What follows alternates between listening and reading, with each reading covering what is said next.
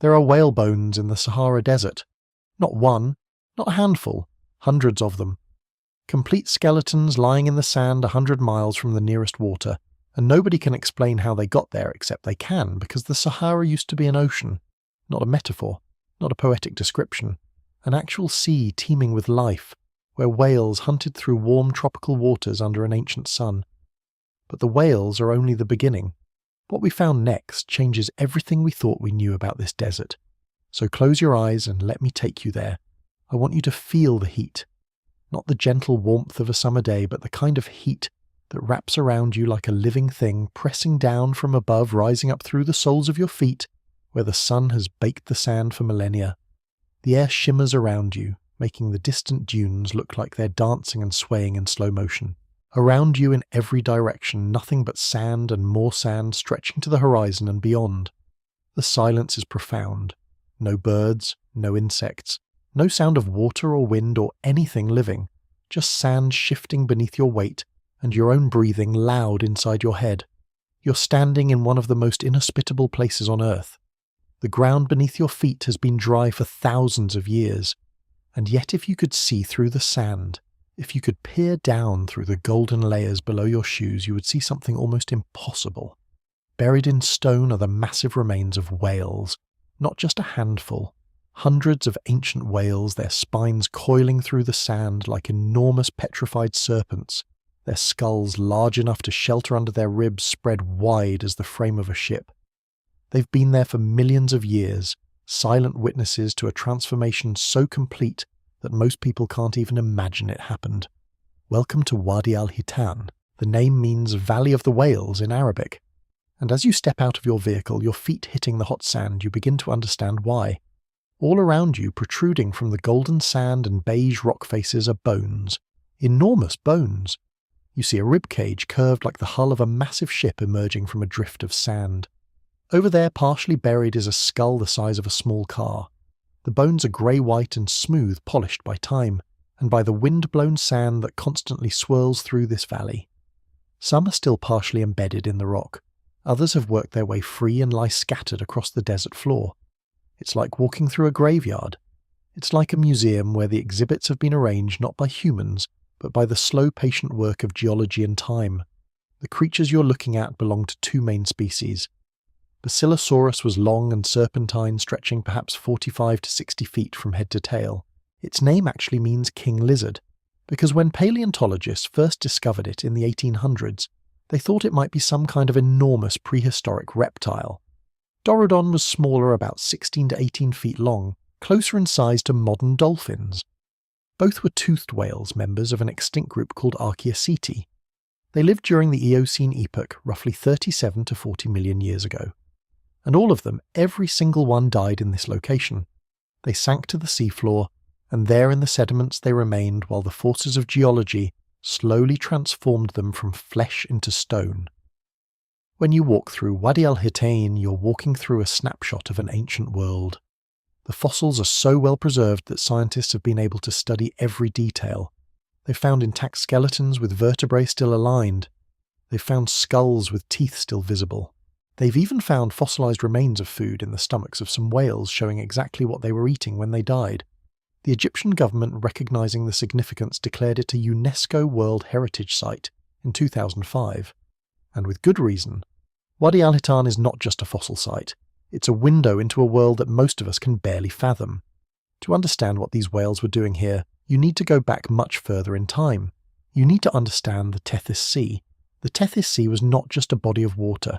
It was one of the defining features of the planet 50 to 100 million years ago. It stretched across what is now North Africa, the Middle East, and parts of Europe and Asia. During the Eocene epoch, when these whales were alive, the planet was warmer than today. There was very little ice at the polar regions. Tropical conditions extended much further north, and the Tethys Sea, warmed by this ancient climate, was teeming with life. Close your eyes and picture this. You're diving into this ancient sea. The water is warm on your skin, almost body temperature, clear enough to see quite far. Above you, sunlight filters down through the water, illuminating it in shades of blue and green. All around you is life. There are sharks, sleek and streamlined, hunting through the water. There are rays, their wings undulating gracefully as they glide across the sandy bottom. There are sea turtles, ancient relatives of the creatures still swimming in our oceans today. There are schools of fish of every size and description, and there moving slowly through the water is a whale. It's a basilosaurus moving with surprising grace for something so enormous. Its body is long and sinuous, more serpentine than a modern whale. Its flippers, its arms in some sense paddle it forward through the warm water. Its eye, large and intelligent, surveys its surroundings. It's hunting, looking for prey. It dives deeper and other creatures scatter. There are manatees in this ancient sea, slow-moving herbivores that graze on underwater plants. There are crocodiles, some of them enormous. There are other cetaceans, smaller whales and dolphins. There are invertebrates beyond counting, mollusks, crustaceans, corals, building reefs on the shallow bottom. The Tethys Sea was an underwater paradise. It supported a diverse, thriving ecosystem, and it existed covering the Sahara for millions of years. But wait, the whales aren't even the strangest thing buried out there. Something changed. Gradually, over millions of years, the forces beneath the Earth's crust began to reshape this world. The African plate and the Eurasian plate, moving at just a few centimeters per year, were slowly colliding with each other. Year by year, millennium by millennium, the plates moved closer together, and as they collided, the land between them was slowly pushed upward. The basin that had held the Tethys Sea began to rise. The shallow tropical sea became shallower. The connection to the world ocean became more restricted. Sediments began to accumulate on the seafloor. The temperature of the water shifted. The salinity changed. The ecosystem that had thrived for so long began to feel the stress. Over millions of years, the Tethys gradually retreated. The sea that had covered this region began to shrink, pulling back like a tide that never quite came back in. As it retreated, it left behind the evidence of its existence. The whales and sharks and rays and turtles and all the other creatures that had lived in this sea when they died sank to the bottom. Their bodies accumulated in the sediments. They were buried layer by sand and silt, and the shells of smaller creatures. Chemical processes went to work, slowly transforming bone into stone, slowly turning the soft parts of these organisms into fossils.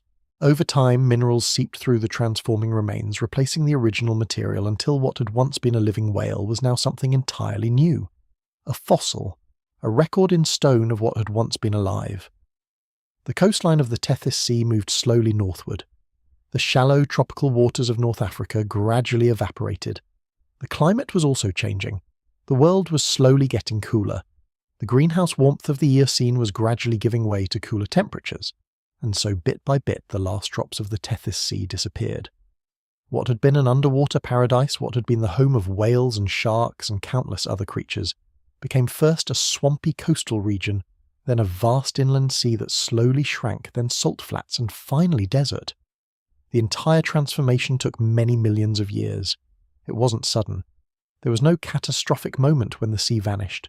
Instead, it was a slow, drawn-out process playing out over timescales that stretch human understanding. But the endpoint was unmistakable.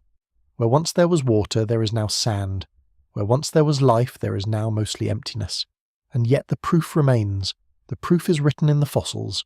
The proof is in what's left of whales that lie scattered across the desert floor.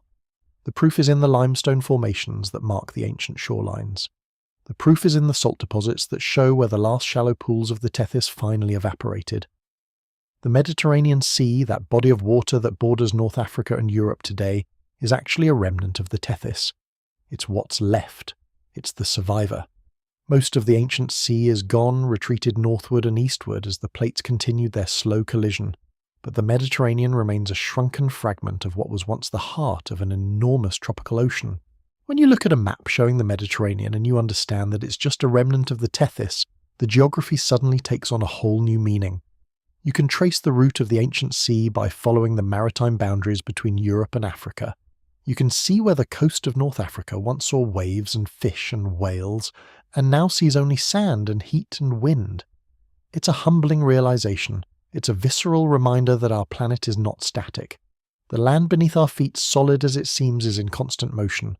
The shapes of the continents are always changing. The seas are always moving. Species rise and fall. Entire ecosystems flourish and collapse. And through it all, the planet continues its slow dance.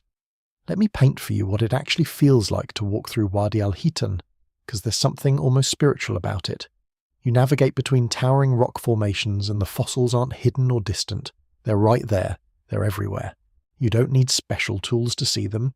Some fossils protrude directly from the cliff faces, and you could if you wanted to reach out and touch them. There's a tangible reality to it that no photograph or museum display can quite capture. These whales, they had no way of knowing what would become of their home.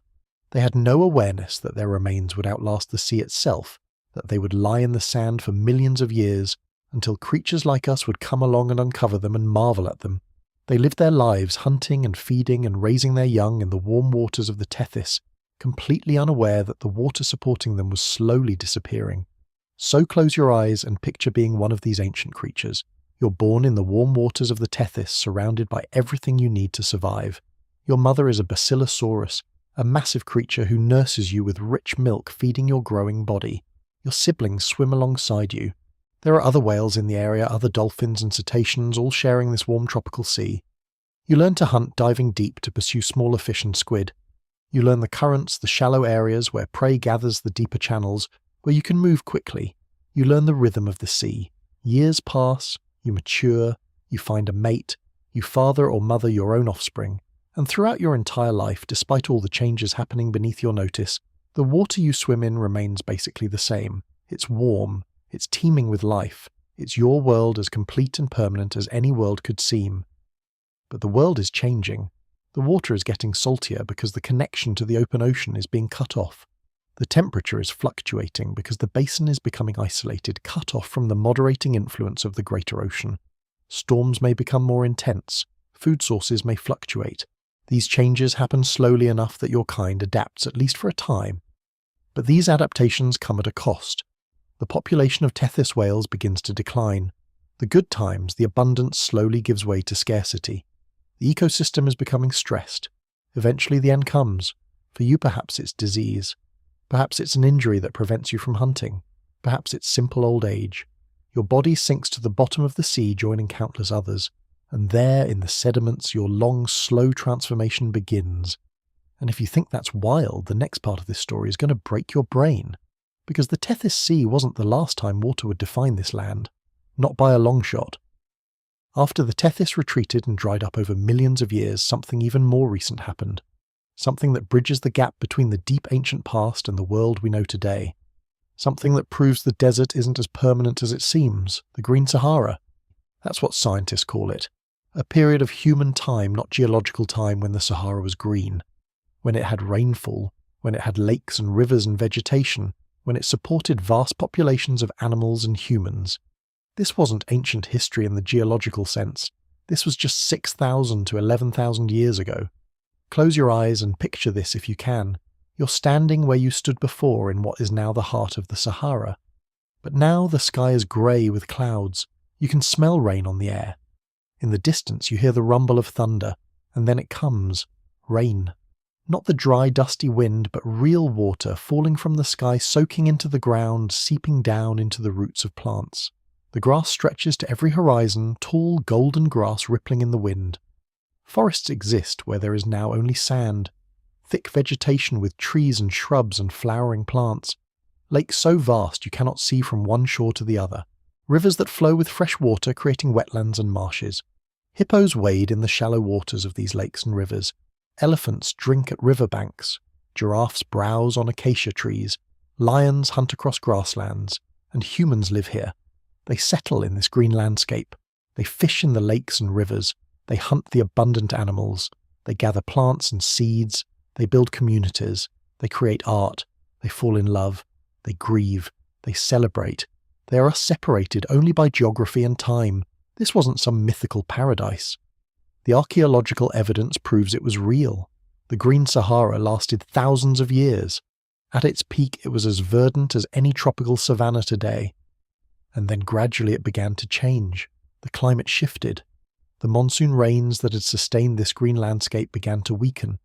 The cycle of wet and dry seasons that had made life possible began to shift. And over the course of centuries, the rains came less frequently. The green began to fade. The lakes began to shrink. The rivers slowed to trickles, and the animals followed the water northward or to isolated wetlands where they could still survive. The humans also adapted. Some followed the animals, some shifted their ways of living, and some left records of what they had witnessed. Carved into rocks scattered across what is now the southern Sahara are paintings and engravings, thousands upon thousands of them, tens of thousands. Images of cattle herds, vast numbers of animals depicted with skill and naturalism, images of hunters with weapons, images of daily life. These rock paintings are 5,000 to 8,000 years old. They were created by people living during and just after the Green Sahara. They are a testament to a world that vanished. They are a message from the past. They tell us the Sahara was green. They show us what was there. They prove that transformation on a massive scale is not mythology. It is real. Stay with me here because what comes next nobody saw coming. Because the archaeological evidence from the Green Sahara period is even more remarkable than the fossils from the Tethys. It's more recent. It's more connected to us. It's proof that humans witnessed and recorded this transformation. In the eastern part of what is now Niger, there is an archaeological site called Gobero. When paleontologist Paul Sereno's team excavated Gobero around the year 2000, they found something extraordinary. They found burials. Not just a few, but dozens of burials arranged in a clear symmetry pattern. Some of the skeletons were remarkably tall and graceful. Others were shorter and more robust. But what made Gobero truly remarkable was the timeline. The early burials belonged to people called the Kiffian, dating back around 7,700 years before the modern era. These were tall, slender people. They were excellent fishers and hunters. The evidence shows they valued craftsmanship. They made tools from bone and stone, carefully crafted items of beauty. They made ornaments and decorations.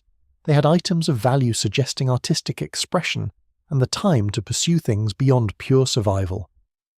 But then something changed. The climate shifted. The lakes and rivers began to dry.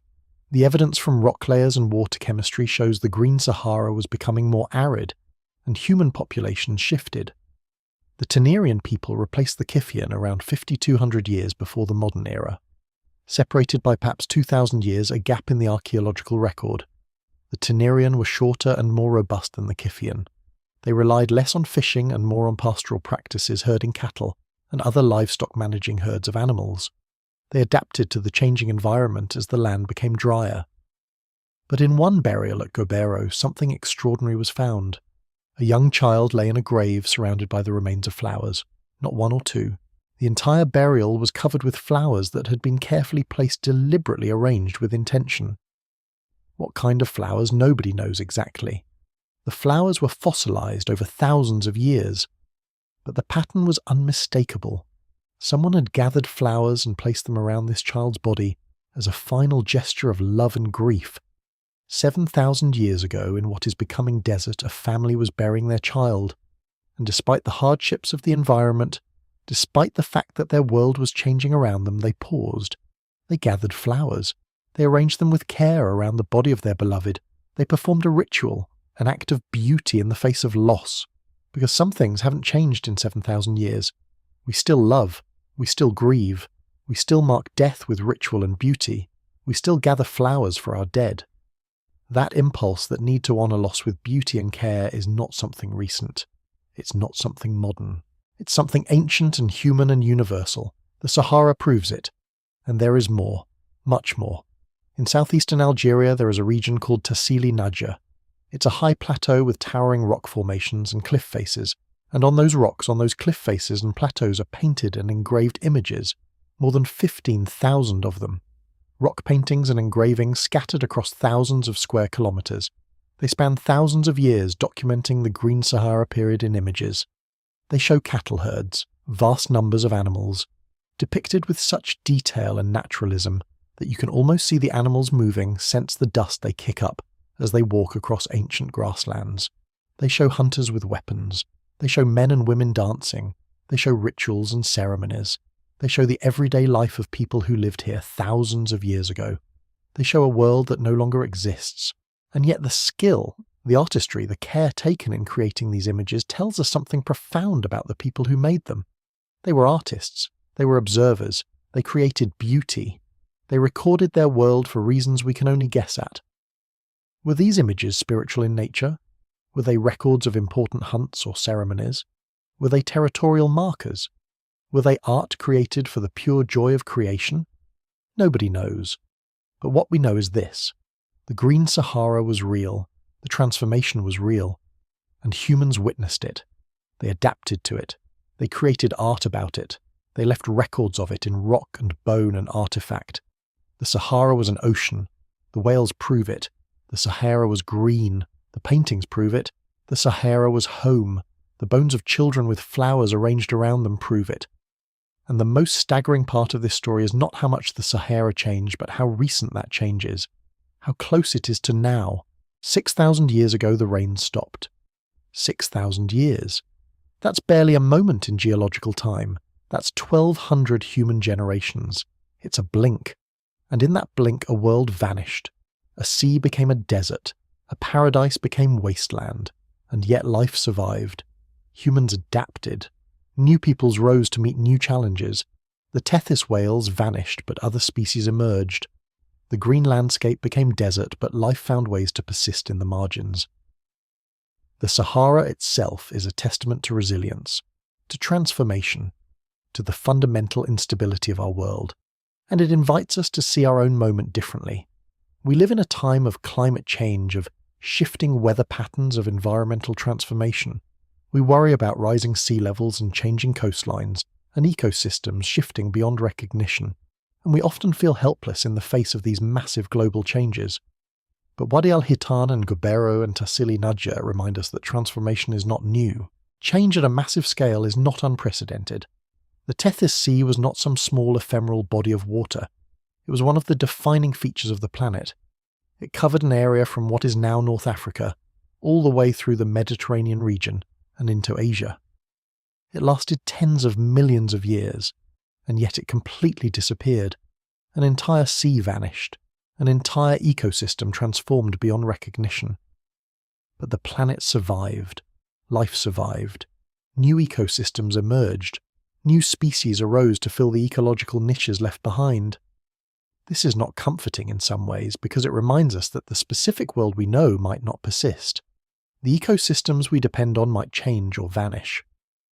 But it is also a reminder of resilience. Life is incredibly adaptable. The planet is incredibly dynamic. Change, even vast and terrible change, is not the end of everything. The Sahara was an ocean. The whales prove it. The Sahara was green. The people prove it. And there is so much more to discover about what this tells us about our planet and our place within it. For now, hold on to that image. Hold on to the picture of yourself standing in that desert knowing that beneath your feet lie the bones of creatures from a prehistoric vanished world. Hold on to the feeling of standing in a graveyard of primordial whales, surrounded by the evidence of a transformation so vast, so complete, that it rewrites the very story of the land itself. The planet beneath us is always changing. The Sahara proves it. And the journey of understanding how and why and what it means is just beginning. The bones speak across that vast gulf of time. They tell us about a world we never saw, show us that transformation is possible, remind us that the ground beneath our feet has stories to tell if we only listen. Wadi al-Hitan offers exactly that. A chance to hear what the Earth has been trying to say, to understand that we are part of a much longer story than we usually think about. Change, you'll come to learn, is the only constant. Survival is never guaranteed, but life finds ways to endure through the most dramatic shifts imaginable. These whales died before any human was on Earth. They died before our species existed. They died before our evolutionary lines even emerged, and yet they still speak to us. They still carry messages across that immense distance. They remind us that we are participants in a story far older and vaster than our minds can easily grasp. They show us that landscapes can transform completely, that the world is far more dynamic than we tend to believe. But here's where the story gets truly shocking, because the Tethys Sea wasn't the last time water would transform this land. Not even close. What comes next sounds like mythology, yet it absolutely happened. It occurred not millions of years ago, but thousands, within the time span that our own ancestors walked the Earth. And if you listen carefully, you'll understand why whale fossils still rest in the sand, why evidence of a completely different Sahara surrounds us waiting to be discovered. After the Tethys retreated and dried over millions of years, the Sahara didn't become the desert we know today all at once. Instead, it cycled. Long, wet phases alternated with dry ones, the landscape expanding and contracting like the breath of some sleeping giant. During the wet phases, the character of everything changed. Sand receded, water returned, but in different forms: lakes, rivers, underground aquifers feeding the soil. The most recent and dramatic of these wet periods is what scientists call the Green Sahara, or the African humid period. This wasn't some early footnote buried in geological history. This was recent enough that humans witnessed it, lived in it, left their fingerprints all over it. Roughly 11,000 to 5,000 years ago. Think about that timeline. While the pyramids were being built, while civilization emerged in Mesopotamia and Egypt, the Green Sahara was still fading away even as the first pharaohs established their dynasties along the Nile. Picture yourself in what is now the heart of the Sahara, the driest place on Earth, the most hostile landscape you can imagine. Now transform it. Grass stretches to every horizon, tall golden grass rippling in wind. Where sand now lies, forests once grew, thick with vegetation, trees, shrubs, flowering plants, lakes so enormous you couldn't see across them, lakes as large as entire regions, the sound of water, waves lapping against shores, rivers flowing, birds calling, green everywhere, overwhelming abundance of life. That's what the Sahara held. What made this possible? A shift in monsoon patterns. During those thousands of years, the African monsoon pushed much further north than today, carrying moisture and clouds deep into what we now call the Sahara, carrying life-giving rain far beyond its current reach. That moisture turned barren sand into paradise. The landscape that emerged wasn't one unified desert, but a network of different ecosystems, a mosaic of environments, each suited to different forms of life. Grasslands supported massive herds of cattle, antelope, gazelle. Forests grew in the better watered areas. Lakes of incredible size held millions of gallons of water. Rivers flowed through the sand, creating corridors of vegetation in the desert, bringing life wherever they went. One of the most astonishing examples was Lake Megachad, a body of water so enormous it rivaled the Caspian Sea, one of the largest lakes in the world today. In what is now northern Chad and neighbouring regions, there existed a lake comparable in size to some of the largest freshwater lakes in existence. This was no shallow pond that could vanish in a single dry season. This was a genuine inland sea, deep, vast, teeming with fish, surrounded by vegetation and abundant life. The shorelines were lined with green. The air above it teemed with birds. The waters held countless species of fish, many adapted only to this lake, found nowhere else in the world. Lake Megachad connected to a system of other lakes and rivers, a network of water that transformed the entire region, creating a hydrological system of enormous power and complexity. Water flowed from one system to another, sustaining an entire civilization's worth of life. There were river systems that no longer exist, rivers with names we don't even remember because they've been gone 5,000 years. Some of these rivers were as significant as the Nile is today, as the Amazon is in South America. They flowed through the Sahara, carrying water and silt and life to regions that are now as dead as the moon. These rivers supported ecosystems. They created oases, fed forests, sustained animals and plants across hundreds of kilometers. The animals inhabiting these waters were unusual. Hippos lived in the lakes and rivers, massive creatures weighing several tons, comfortable spending their days in water, their lives centered around the cool refuge of the lake. Crocodiles basked on shores in the sun, their rough hides glistening in the heat. Fish species flourished in abundance, many now driven to tiny refuges elsewhere in Africa or extinct entirely from the Sahara. Elephants roamed the grasslands in herds, moving across open savanna that stretched for hundreds of kilometers. Giraffes stretched their impossibly long necks to reach trees, browsing on leaves high up where other herbivores couldn't reach. Antelopes, gazelles, wild cattle moved across the landscape in migrations timed to the rains and the availability of fresh grass. Lions and leopards hunted them, maintaining the balance of predator and prey that kept the ecosystem functioning. And humans, hunting, fishing, living, thriving in this abundant world, developing sophisticated technologies and cultures perfectly adapted to this lush environment. The people who lived here understood this landscape intimately. They knew which animals to hunt, which seasons offered which resources. They tracked fish migrations and planned hunts accordingly. They built communities, developed artistic practices, created the kinds of complex societies that we associate with human civilization. Here's something that will chill your spine, something that reveals just how profound this transformation was. Scientists have discussed a theory called the Trans-Saharan Seaway. What it suggests is that during the wettest phases, at the peak of the African humid period, water levels rose high enough that Atlantic Ocean water actually made its way inland. Passages opened where salt water penetrated deep into what is now the Sahara. The Mediterranean might have connected to vast inland systems in West Africa, creating something like an enormous inland seaway cutting across the entire continent. A sea that existed only during these wet phases, then vanished without a trace, leaving only fossils and memories in the rock. This theory is still debated among scientists. There's not absolute consensus on how extensive it was. Different researchers have different ideas about the scale and scope of these distant seaways, how far they penetrated inland, how long they persisted.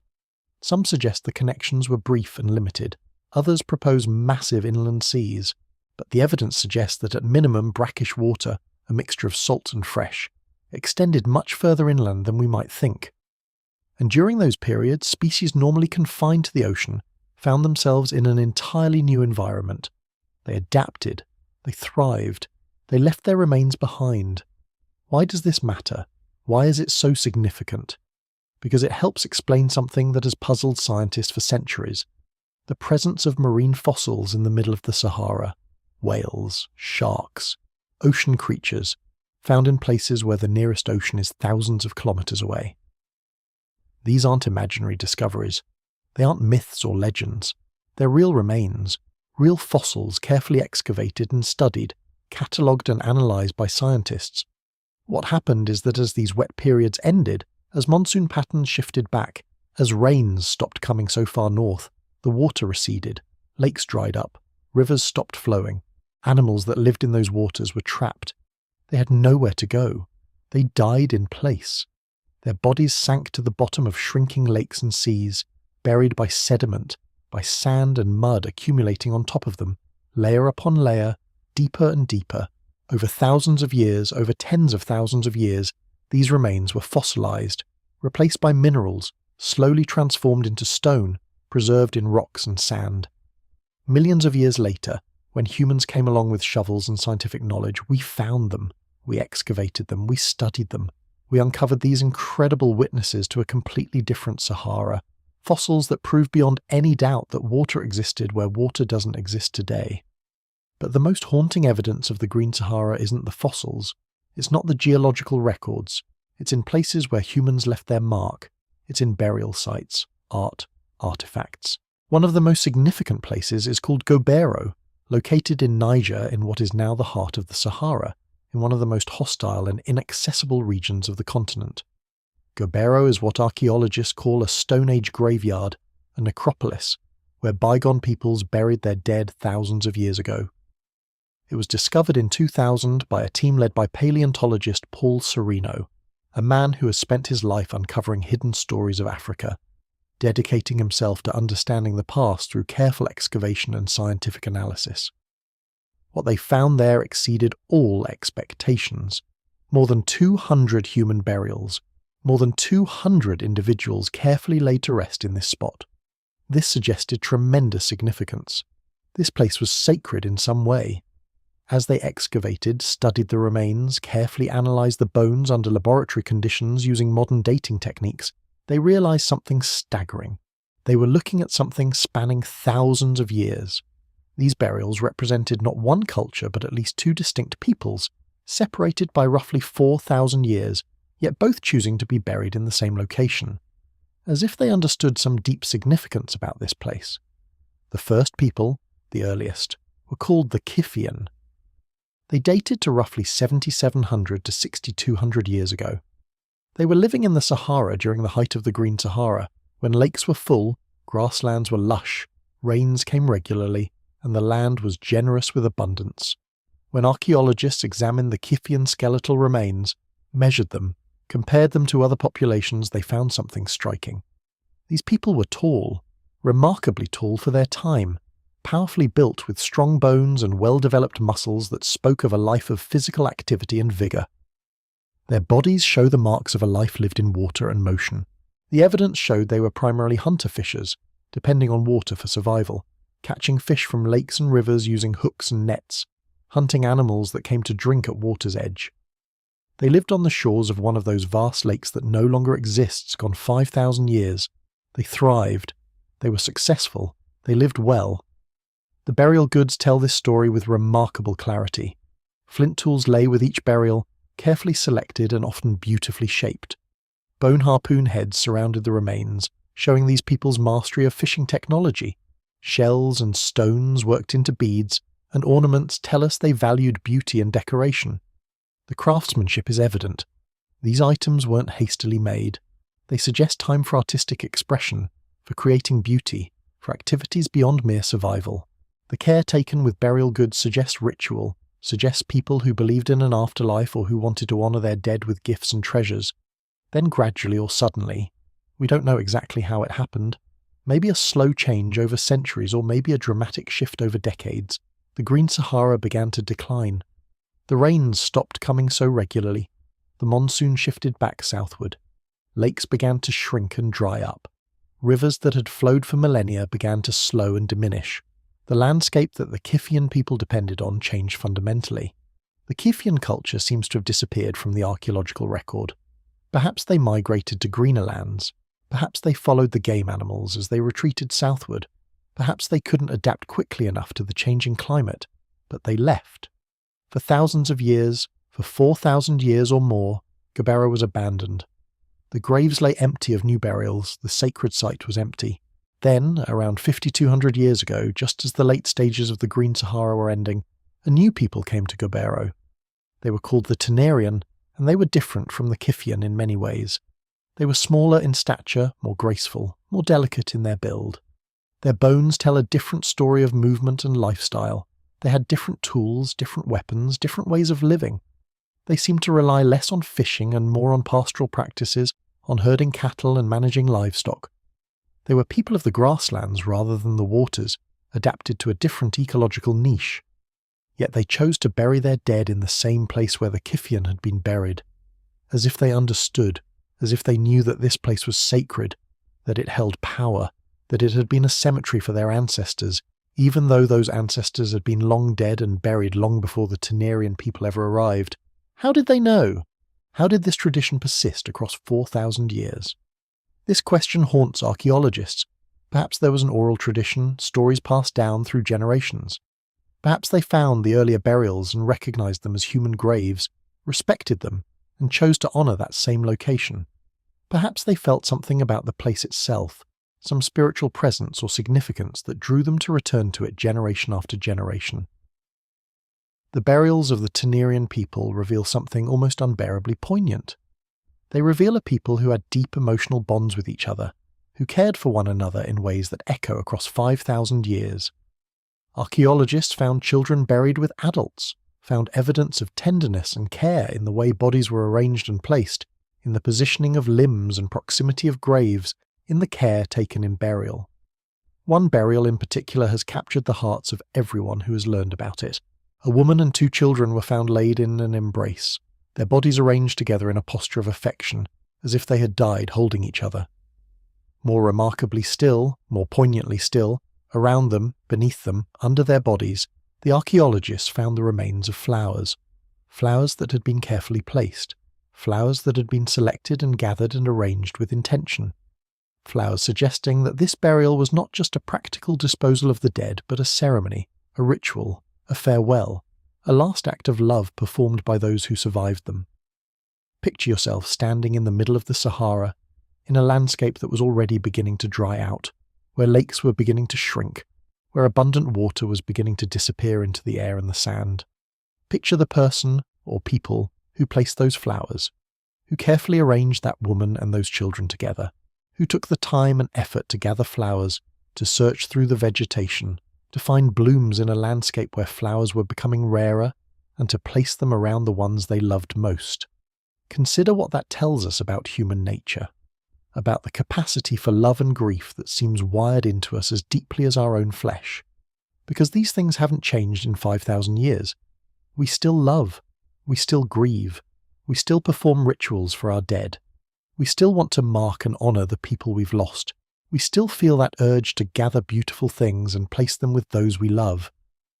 The Tenerian people of Gobero understood that as deeply as we do today. Their motivations, their emotions, their sense of loss and responsibility, all of it is fundamentally familiar to us. What makes this even more poignant is the context. The Tenerian people were living in a declining Sahara. Lakes were shrinking, rains were becoming less reliable, abundant grasslands were giving way to more arid conditions. They were watching their world change in real time, watching it become harder to live in, watching resources dwindle, watching the Green Sahara fade away, and yet they continued to bury their dead with care, with flowers, with ceremony, with love, with intention. That tells us something fundamental about the resilience and dignity of human beings, that we endure, that we find meaning even in the face of catastrophe, that we honor beauty and love even as the world around us is becoming harsh. Gobero is not the only evidence of the Green Sahara that has survived to our time. Scattered across thousands and thousands of kilometers, across the vast expanse of the Sahara, are rock formations, cliffs and overhangs that humans have used for thousands of years. On many of these rocks, preserved in striking condition despite the harsh desert climate, are paintings and engravings, ancient art created by the people who lived during the Green Sahara. One of the most significant collections is found in Tethys, located in Algeria in what is now the southern part of the country, high on a plateau in the Sahara.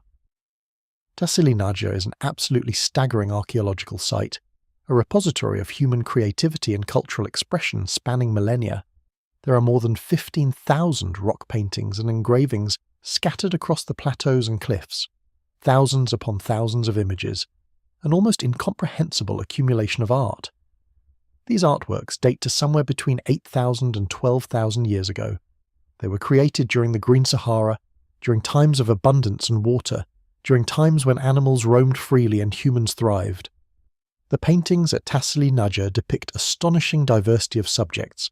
They show cattle herds, vast numbers of cows and bulls, depicted with such skill and naturalism that you can almost see the animals moving, sense the dust they kick up as they walk. They show hunters pursuing game, men with weapons raised, animals fleeing or standing their ground, warriors in elaborate dress and adornment, suggesting social hierarchy and specialization, dances and ceremonies, figures arranged in patterns that suggest coordinated movement and celebration, rituals and celebrations, religious practices and spiritual beliefs, shown through images of what may be shamans or spiritual practitioners, the daily life of peoples who lived in a very different Sahara than we know today. Human figures wearing jewelry and ornaments showing that people cared about decoration and presentation, animals being herded and controlled, evidence that pastoral practices were important to these societies. A complex society with structure and hierarchy, not primitive nomads, but organized peoples with culture and tradition. But the most haunting and beautiful images, the ones that strike deepest into the heart, are those of swimmers. Figures painted on rock walls in the middle of what is now the driest desert on Earth. Human figures rendered in motion, in the water, swimming with strokes and movements that suggest real observation. The artist had seen people swimming and had captured that motion with notable accuracy, diving with arms and legs extended, celebrating in the water, their bodies arched back in joy or relaxation, captured forever in paint on stone, preserved across the millennia for us to witness. When you stand in front of these paintings, when you look at these images of swimmers, when you contemplate them with full awareness of where they are, in the middle of the Sahara, you have to confront the absolute reality of what the Sahara once was. You can't explain these paintings away as mythology or fancy or symbolic representation. They're not abstract or allegorical. They're not spiritual metaphors or religious symbolism alone. They're direct records. They're pictures of what the artist saw, what the artist knew, what the artist experienced. They painted swimmers because swimmers existed, because they had seen people playing in water, diving, enjoying themselves in a way that only makes sense if water was abundant and accessible. They painted hippos and crocodiles because those animals were there, living in those waters, part of the daily reality of these people's lives. They would have encountered crocodiles while fishing, would have known to be cautious of them, would have respected their power. They painted forests and water because forests and water were real, were present, were a fundamental part of the landscape they inhabited and understood completely. But the Green Sahara isn't even the most shocking part, because when it dried up, it triggered something nobody expected. And the evidence for what happened next? It's still visible from space. These paintings force us to recognize that the Sahara we know, the deadly sandy wasteland we picture when we imagine the Sahara, that vast and empty place of dunes and heat and death, that's the exception, not the rule. Over the long span of human history and prehistory, the Sahara has been much more often green than desert. It has cycled back and forth, oscillating between wet and dry phases in patterns only now being fully understood. The recent cycle that created the Green Sahara is just one of many such cycles that have occurred over millions of years. And these cycles continue. The Earth's climate is always changing, always shifting. While the Sahara has been in a dry phase for the past 5,000 years, it may not stay that way forever. There are scientists who study these patterns, who look at ice cores and pollen records and sediment layers, who predict that in the future the monsoon may shift northward again, that rains may return to the Sahara, that green may come back. Though they also warn that the timescale for such changes is thousands of years, not the decades or centuries of human lifespans, so we won't live to see it. But it may come. The fact that it has happened before, multiple times, is itself profound. It is itself proof that the world is not static, that landscapes change, that the impossible becomes possible, that the greatest deserts can become gardens and gardens can become deserts. All we have to do to witness this is look at the rocks, look at the paintings, look at whale remains in the sand, look at Gobero and the flowers someone placed there 5,000 years ago, understand that the people who lived during the Green Sahara were not so different from us. They loved, they grieved, they created art, they developed complex societies. They understood the animals around them and the landscapes they lived in. They were fully human. Then their world changed. They adapted or migrated or were overwhelmed. Their descendants or other peoples took their place. Eventually the waters receded completely. The green faded away. The Sahara as we know it emerged. The great desert that covers an area larger than the continental United States became a barrier between north and south, between the Mediterranean and sub-Saharan Africa. It remained that way for thousands of years, reshaping human history in ways we barely comprehend, forcing migrations, determining trade routes, controlling which peoples could interact and which couldn't. All of this change and history and transformation can be traced back to those lost times, to the Green Sahara, to the moment when the monsoon shifted, when rain stopped coming, when lakes began to dry. The most profound lesson in all of this is what should stay with you as you drift towards sleep. Nothing is permanent. The landscape we see around us today, the deserts, the forests, the grasslands, they're all temporary. They're all part of great cycles spanning thousands and thousands of years. The changes we think of as catastrophic and impossible have happened before. They will happen again. That's not a depressing thought. It's actually liberating. It means the world is dynamic, alive, constantly renewing itself. It means nothing stays the same forever. For people facing hardship or loss, that's a reminder that difficult times will also change. For people enjoying abundance, it's a reminder to appreciate what they have. The Sahara teaches us this lesson across millions of years of time. It shows us the grand sweep of geological and human history, all in one place. So when you close your eyes tonight and think about the Sahara, think not just of the endless dunes we see today, but of the lush green landscape that existed not so long ago. Think of the hippos and crocodiles, the fishers and herders, the artist who painted swimmers on rock walls. Think of the women and children at Gobero, buried with flowers placed gently around them by someone who loved them. Think of all the transformations that landscape has undergone, and think about what that teaches us about the nature of the world and our place in it. Change is constant, but so is beauty. Loss is real, but so is resilience. And across all the vast stretches of time, the same human impulses to love, to create, to honour our dead, to seek meaning, persist unchanged. We can be certain of one thing: the world 1,000 years from now will be dramatically different from today. As you lie there in the darkness listening to this story of whales in the sand and flowers at a grave, consider what it all means. Consider the timeline that separates us from the people who painted swimmers on rocks and buried their children with flowers. Consider the spans of time that allowed the Sahara to transform from grassland to desert, from ocean to wasteland, from garden to grave. The forgotten peoples of the Sahara lived in a landscape that felt permanent and unchanging, never knowing they inhabited a brief window of green within a much longer cycle of dry. They had no way to know that the green would not last. Their parents lived in green, their grandparents lived in green. The memory of dryness was older than any grandmother's stories, so they believed it would always be this way. We do the same. We look at our world and assume it will remain as it is. We live in stability and mistake it for permanence. We live in a world that seems stable to us, yet the changes that feel gradual now might be viewed as catastrophic over longer timescales. We are temporary.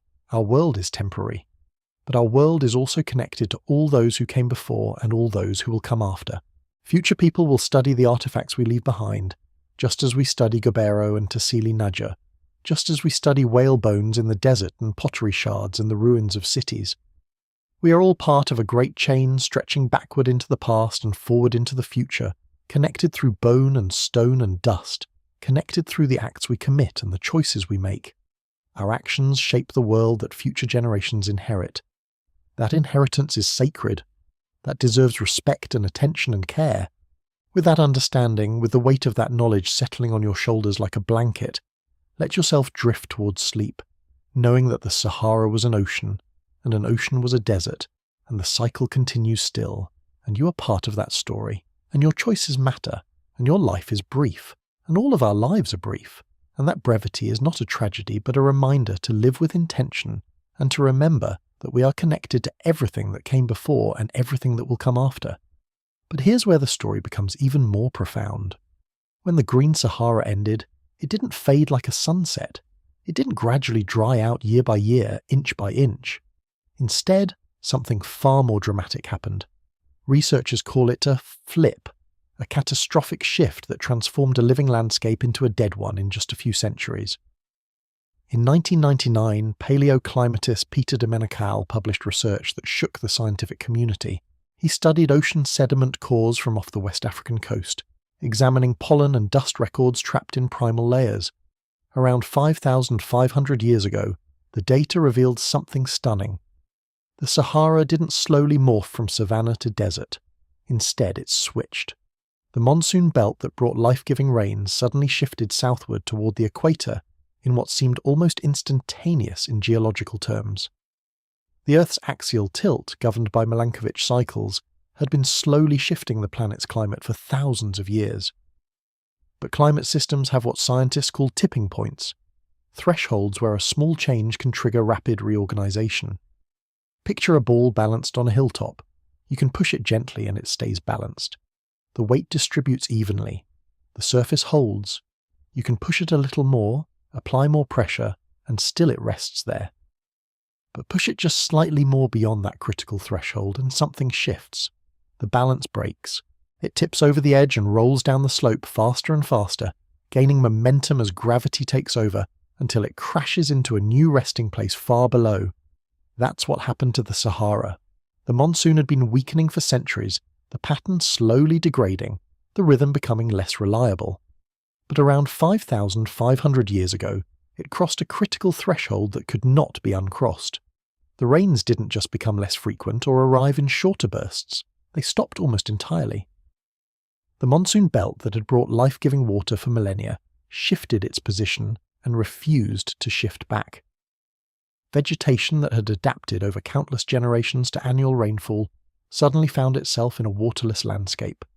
The soil that had supported grass for thousands of years became hostile, unable to sustain growth. Plants withered and browned. Grasses that had seemed eternal died back to their roots. Without root systems to hold soil together, without the binding networks of living plants, erosion accelerated dramatically. Dust blew more easily across the landscape in the hotter, drier winds. As dust filled the air, it reflected more sunlight back to space, reducing the energy available to the atmosphere, further weakening the monsoon system. The feedback loop accelerated, turning what might have taken 1,000 years into just a few hundred, or perhaps even faster. What seemed permanent became impossible. What felt eternal collapsed in the span of generations. Consider what it was like to be human in that world. You're part of a pastoral community that thrived for countless generations, for thousands of years, living the same way your ancestors had lived. Your entire existence is built on grass, water, the familiar rhythm of seasons turning in predictable patterns. Your herds measure your wealth and your status in the community. The number of cattle you own determines your place in society, your standing, your ability to marry, your family's future. Your family has lived in the same place for 100 generations, maybe more. You know the location of every waterhole within 50 miles. You know which grass grows best in which season. You know the patterns and the rhythms. Your stories and identity are deeply tied to these grasslands, to these water sources that have never failed your people, not in living memory, not in the oldest stories the elders tell. And then, over your childhood and adolescence, you watch it die. The rains become unpredictable. Some years they arrive late, appearing when the crops have already begun to wilt and the animals have started to weaken from hunger. Some years they don't come at all, and you go months without water. The grass thins, becomes patchy, and then disappears entirely from areas where it once grew thick and green. Waterholes your ancestors relied on for millennia, sources of water that your people have known about since before anyone can remember, begin to dry up. Some fail completely. You remember water flowing as a child, remember swimming, remember grass everywhere.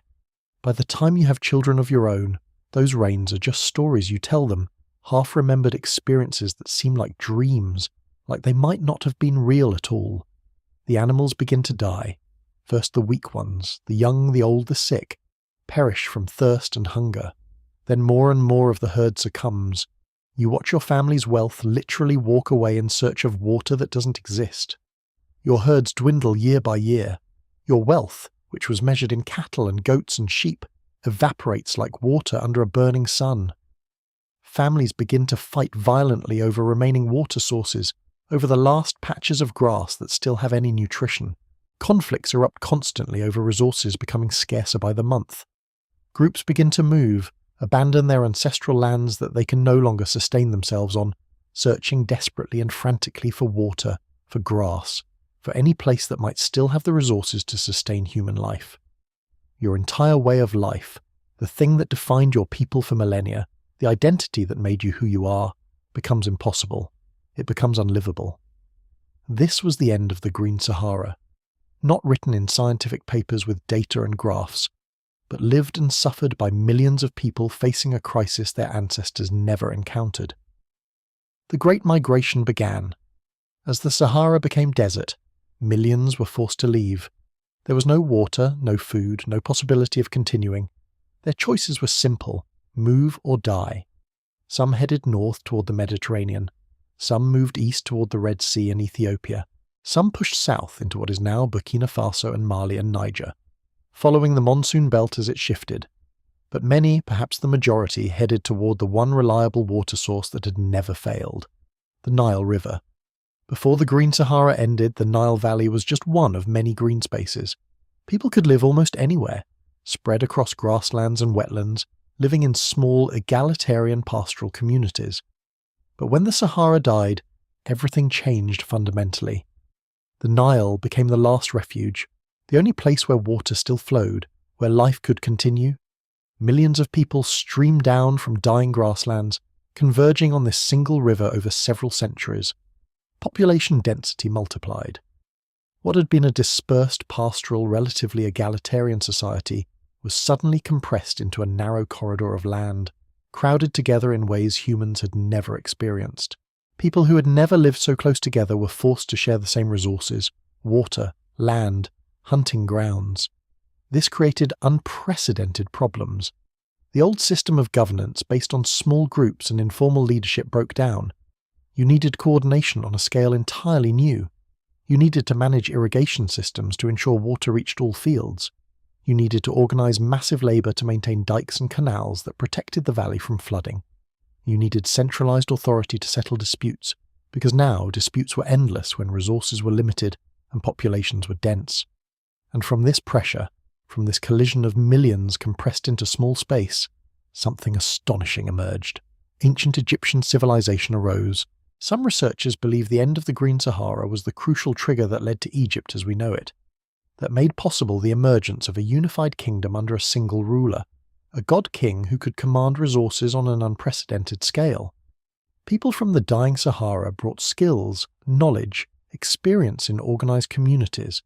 They brought herds and cultural traditions. They brought the pressing need for organisation that new conditions demanded.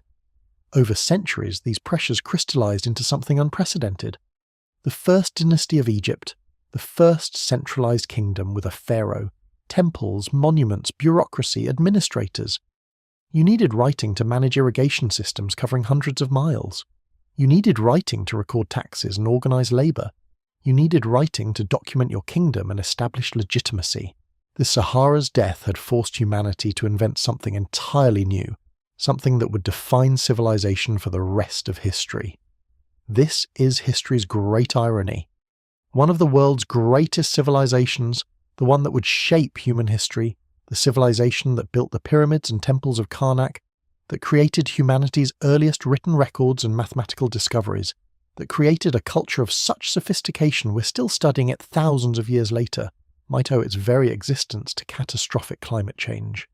Egypt didn't arise in isolation from local developments. It arose because the landscape around it was dying, because millions had no choice but to migrate or perish. And because that migration forced societies to organise in new ways, develop new technologies, think differently about governance and power. This is the hidden story of age-old Egypt, written not in hieroglyphics on temple walls, but in geological records of the Sahara, in dust layers marking the moment when rain stopped falling. Other groups who fled the dying Sahara found different paths. Some moved south into what is now Sudan, Ethiopia, and beyond into the heart of Africa. These migrations shaped sub-Saharan African history for millennia. New kingdoms rose and fell. New trade routes opened, connecting peoples that had been separated. Cultures that were once part of the broader North African world became more isolated, more distinct, developing their own languages, traditions, technologies, beliefs. The Sahara became the greatest barrier on Earth, a wall between peoples. What had once been a landscape that connected people, allowing migration and trade and exchange of ideas, became an impenetrable obstacle so vast and hostile that crossing it was nearly impossible. North Africa became separated from sub-Sahara Africa. They no longer shared grasslands or water sources. They no longer moved back and forth across common landscape. This separation had profound consequences that reverberate to this day. Populations evolved separately. Cultures developed in different directions. Trade routes were cut off. The Sahara didn't just kill a landscape. It bisected a continent, split Africa in two, created separate evolutionary and cultural paths that would never fully converge again. You could argue the entire subsequent history of Africa was shaped by this single moment, by the flip of a climate switch 5,500 years ago, by changes in orbital mechanics on a scale so vast that individual humans couldn't perceive it, yet had consequences so profound they changed the course of human history. But while the Sahara's death was catastrophic for the people who lived there, who lost their homes and their way of life forever, for modern humans the desert has become a source of mystery and wonder, a landscape that still holds secrets and still provokes our curiosity and imagination. There's a structure visible from space, easily photographed by satellites, a structure that has captured human imagination and attention for decades. It's called the reshaped structure, or more poetically, the Eye of the Sahara. When you see it from above, when you look at satellite imagery and look down at it from an airplane, you understand immediately why it earned that name. It looks like a vast eye staring up at you from the desert floor, a perfectly circular formation with concentric rings stretching about 30 miles across, each ring a different shade of brown and tan and reddish colour, arranged with such precision and symmetry that it almost seems impossible that nature alone could have created something so regular and so geometrically perfect. Located in Mauritania in the Western Sahara, it's one of the most visually striking geographical features on the entire planet, visible from high-altitude aircraft, visible in satellite imagery, visible on any map with decent resolution. When it was first observed from space in the early days of satellite photography, in the era when images of Earth from space were still relatively new and rare, it sparked wild theories and energized the human imagination. Some people thought it was the remnant of a meteor impact, a vast crater where something from space had struck the Earth and left a circular scar, a wound that had partially healed over millions of years. Others let their imaginations run wild with speculations and theories that had little basis in science.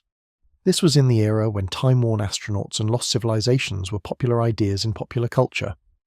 Some people speculated that the rishaped structure was somehow connected to the lost city of Atlantis, that it might be the final remnant of that legendary civilization that Plato had written about thousands of years ago in his philosophical dialogues.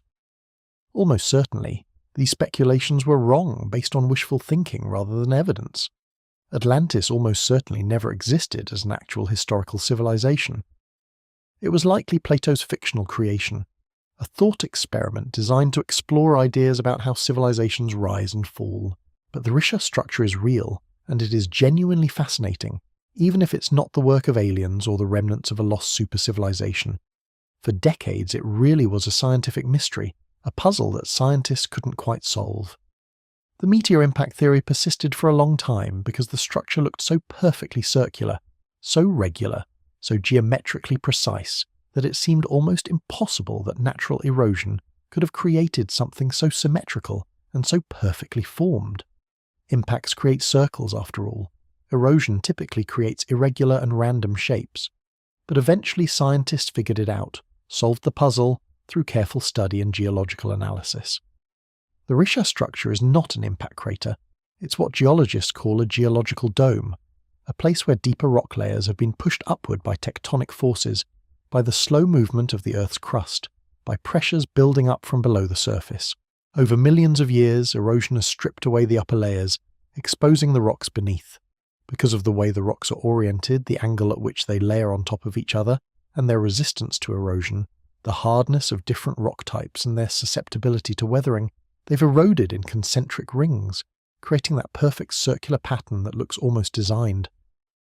It's a window into the deep earth, a place where you can see rocks that formed hundreds of millions of years ago, rocks that existed long before the Sahara was green, long before humans walked the earth, rocks that speak to the deep history of our planet. From above, from high altitude in an airplane or in satellite images, it's simply beautiful, aesthetically stunning. A perfect geometric target that seems too precisely ordered to be the work of nature alone, even though it absolutely is, a reminder that nature can be just as beautiful and just as ordered as anything humans can create. But while the rishaped structure is unusual and visually striking, a true geological marvel visible from space, there's another location in the Sahara that might be even more important to our story, far less visually striking than the eye but narratively crucial, a place that connects the deep-time Sahara to the world we live in today. It's located in Chad, in a depression in the landscape known as the Baudelaire. But here's something even the scientists didn't expect to find out here, something that still surprises and fascinates researchers today. The Baudelaire is the dustiest place on Earth, the single location on the planet where more dust is produced and blows into the atmosphere than anywhere else, bar none.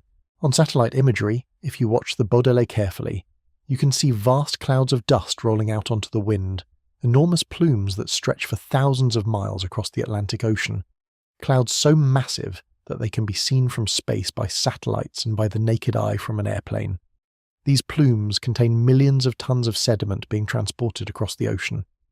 And here's the surprising thing that makes the Baudelaire truly special and truly connected to our story. The dust isn't just any dust. It's long vanished lake sediment, the remains of microscopic diatoms, tiny creatures with shells made of silica that lived in enormous lakes when the Sahara was green and wet and alive.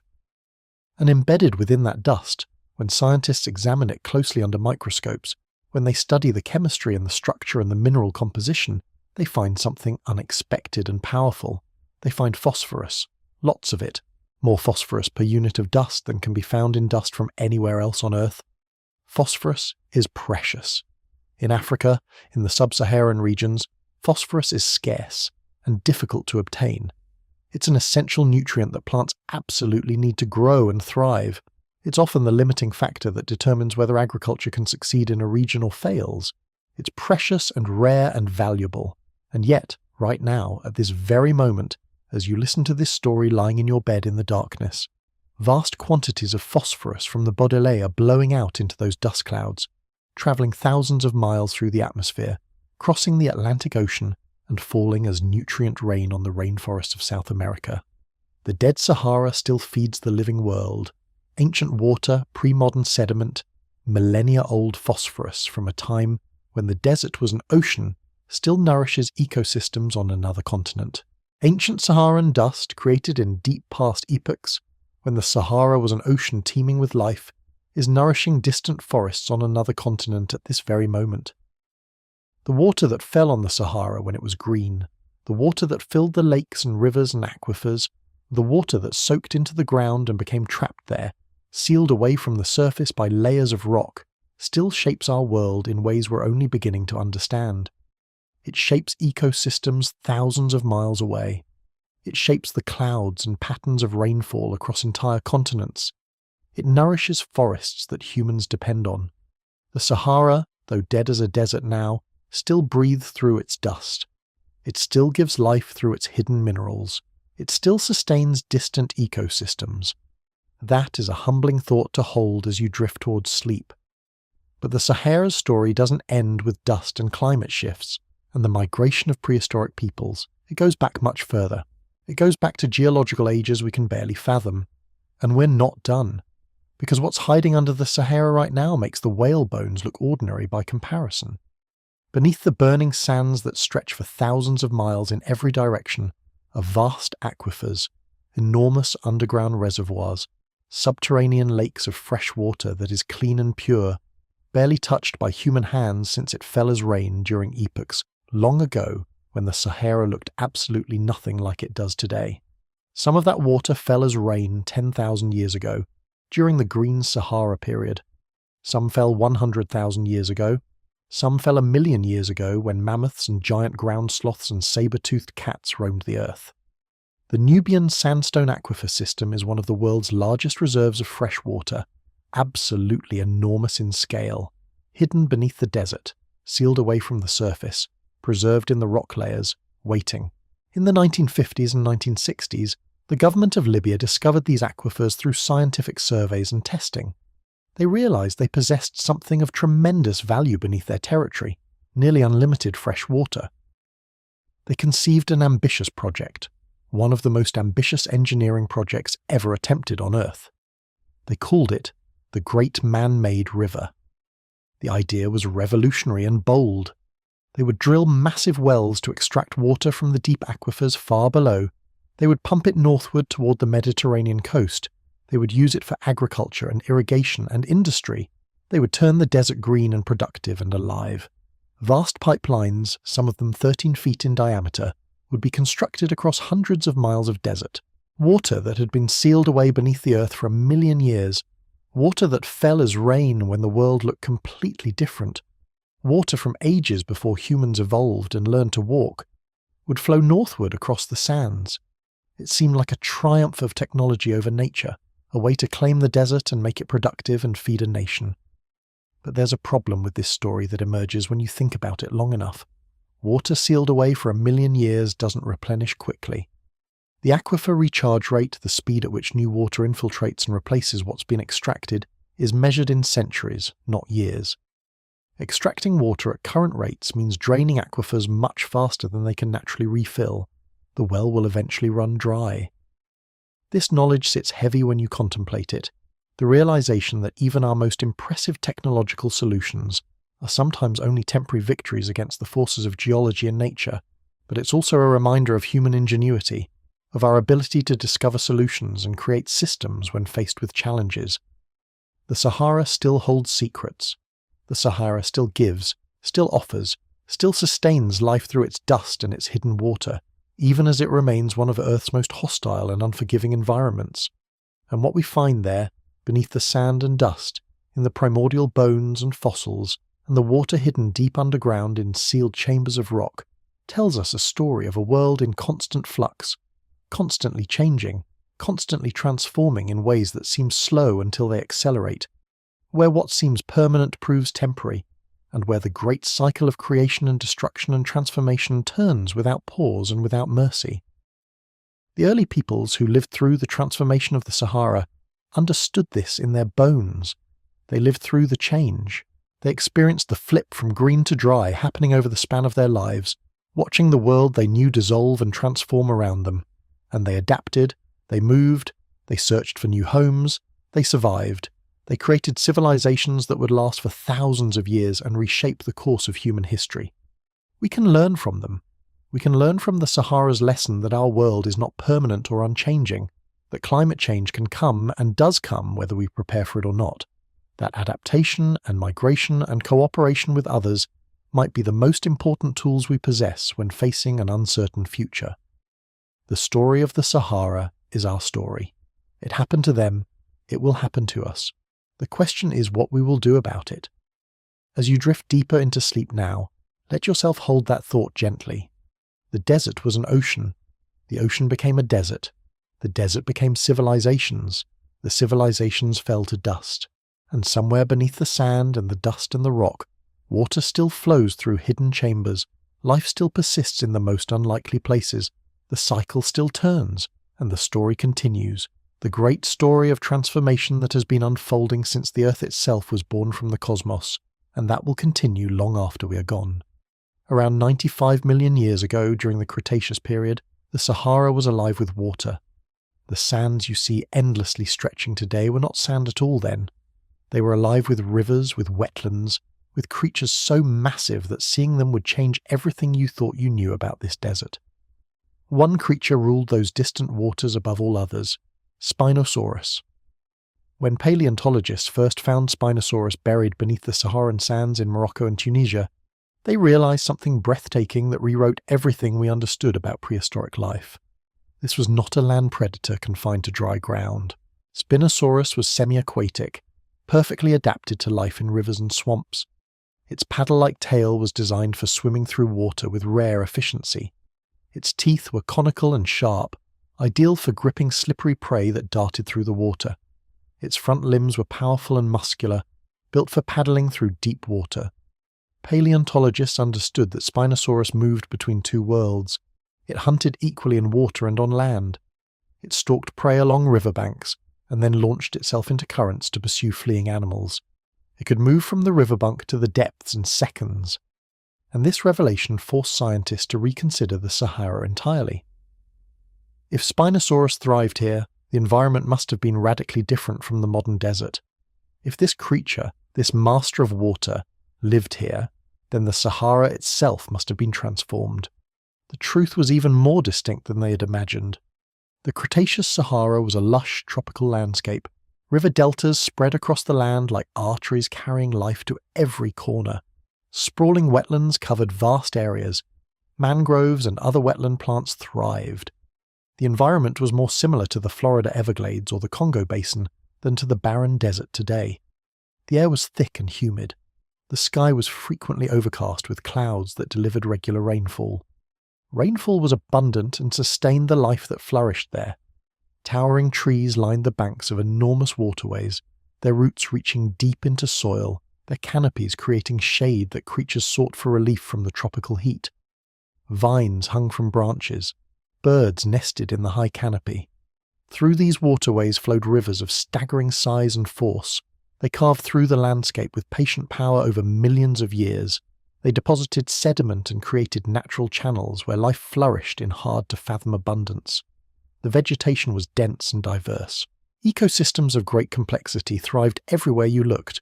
Interactions between predator and prey, plant and animal shaped every moment. The creatures that inhabited these rivers and swamps existed in dimensions that seem almost impossible in our modern world. They were adapted to a landscape so different from what we see today that it is almost difficult to believe such a place ever existed. Consider the rivers of bygone Sahara. Picture them vividly in your mind.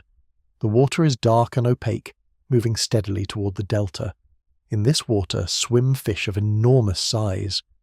Morsonia was a coelacanth, an ancestor of creatures that still exist today in the deep ocean trenches. But unlike modern coelacanths, which rarely exceed 6 feet, the Cretaceous Morsonia could reach nearly 30 feet long, a creature the size of a car. Its metallic scales glinted in sunlight filtering through the canopy above. Its fins moved with grace through murky water. This fish was itself a powerful predator. It had teeth and jaws powerful enough to crush bone. Alongside Morsonia swam other massive creatures. Sawfish with serrated saws at the front of their bodies, cutting through schools of fish. Stingrays that covered the river floor in vast numbers. Schools of smaller fish that darted and weaved through the current, flashing silver in the filtered light. Above and below the water, crocodiles appeared everywhere you looked. Not the modest Nile crocodiles of modern Africa. These were massive creatures called Sarcosuchus. They could reach lengths of over 40 feet. Massive predators that ruled the waters with absolute authority. Crocodiles so large that a modern hippopotamus would seem small beside them. These creatures had conical teeth perfect for gripping struggling prey. They had bite forces that could crush bone and cartilage. They were patient ambush predators that waited motionless for hours, sometimes days, for an opportunity to strike at passing prey.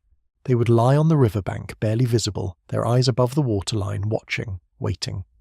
Along the banks and in shallow waters, other reptiles thrived. Turtles of great size. Monitor lizards reaching 12 feet in length, scavenging along the shore. Pterosaurs soaring through the humid air on membranous wings, hunting fish and smaller creatures, their calls echoing through the humid air. And everywhere, the apex predator was Spinosaurus. It moved through rivers on powerful legs. It slid into water with the grace of a modern crocodile. Its tail propelled it through the current with surprising speed. Its tail was a formidable weapon. Its keen eyes searched for prey with constant attention. Spinosaurus hunted the massive fish. It hunted the crocodiles. It hunted smaller dinosaurs that came to the water's edge to drink. When hunting was good, when food was abundant, Spinosaurus would emerge from the water to rest on the riverbank or in a clearing. Then all other creatures would yield. All other predators would give way. All animals recognized the power that Spinosaurus possessed. Spinosaurus was a creature of uncommon power and strength. It was the undisputed ruler of its world. As you picture this scene, understand something profound and important. The Sahara in that time was no less alive than the Amazon rainforest is today. It was no less fertile, no less terrifying, no less beautiful. It was a world of abundance and complexity and danger. It was a world that seemed permanent to those living in it. We find these fossils, these startling remnants of a lost world, spread across the current desert floor. They tell us something essential about change on our planet. Continents shift over millions of years, climates reset fundamentally, weather patterns alter in ways that transform entire landscapes. The changes can be dramatic over geological time. What was once a thriving ecosystem teeming with life can become one of the most hostile environments on Earth. Temperatures soar to extreme heights. Rainfall becomes almost non-existent. The ground itself seems to resist life. This transformation did not happen overnight. It took millions of years. It was a gradual process, a slow drying out of the landscape, a slow retreat of the waters toward the sea, an increasing difficulty for plants and animals to find the moisture they needed to survive. The vegetation retreated slowly over time. The animals either adapted or migrated to wetter regions or perished. Slowly, inevitably, the Sahara as we know it emerged from the green landscape. The desert expanded across what had once been watered lands.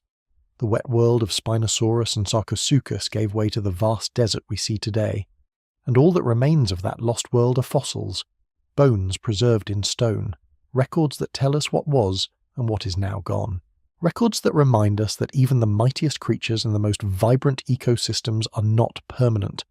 They are part of cycles of change that span millions of years. As you consider this passage of time, you might wonder how many such transformations have occurred across Earth's history. How many lost worlds are buried beneath our feet? How many wonders have disappeared into the geological record? How many will never be discovered, lost forever beneath layers of rock and sediment and time? But the Sahara's connection to water does not end with fossils. It does not end with memories preserved in stone. Because beneath the Sahara's surface, far below the burning sand that stretches for thousands of miles, lies something curious as the creatures that once walked its rivers. An ocean, not a real ocean, but something nearly as significant to human survival. A vast underground sea of fresh water. This is the Nubian Sandstone Aquifer System. It is one of the world's great wonders, hidden beneath the sand. One of the largest reserves of fossil water on the entire planet Earth. One of humanity's greatest discoveries. This water, this precious forgotten water, sits imprisoned in rocks thousands of feet below the desert floor, trapped in sandstone layers that are themselves remnants of an older age, older climates, older worlds.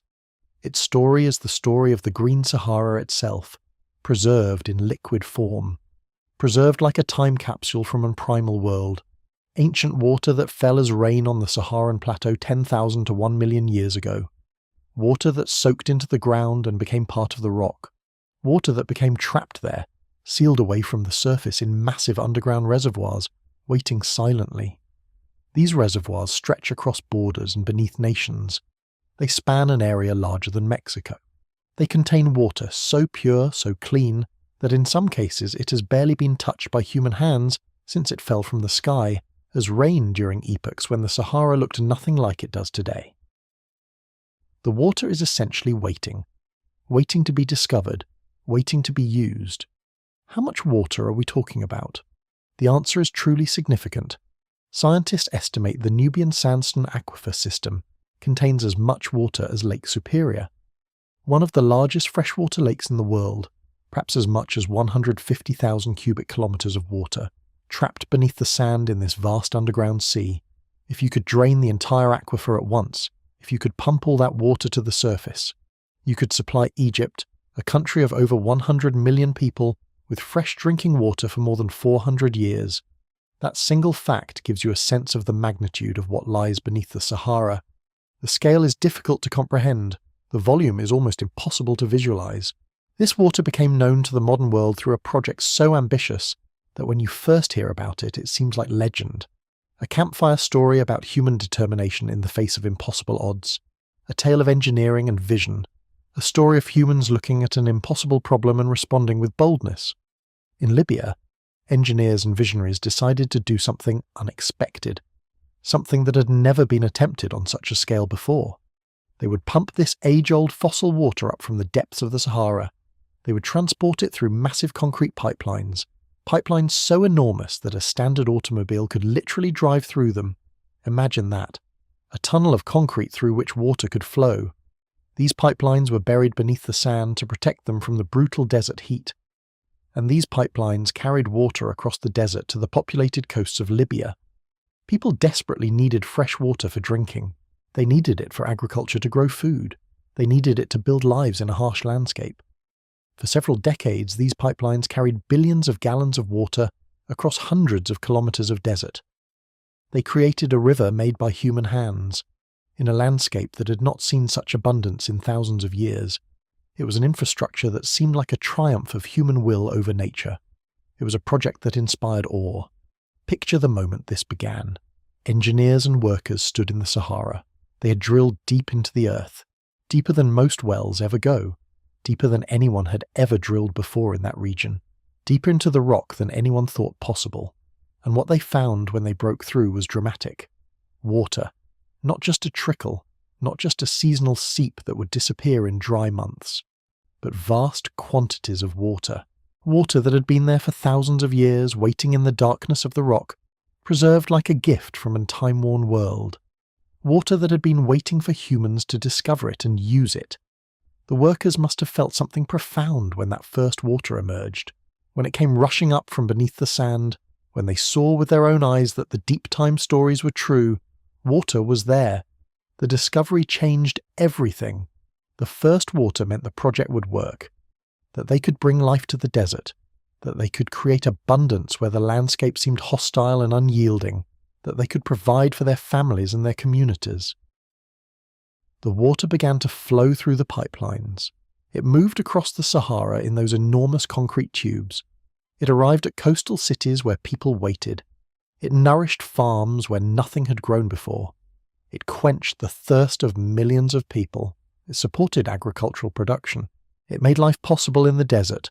At night, if you could have stood beside those pipelines and watched the water flowing through them in the darkness, you would have understood something essential about human nature.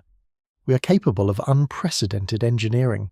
We can achieve things that seem impossible if we commit ourselves to them.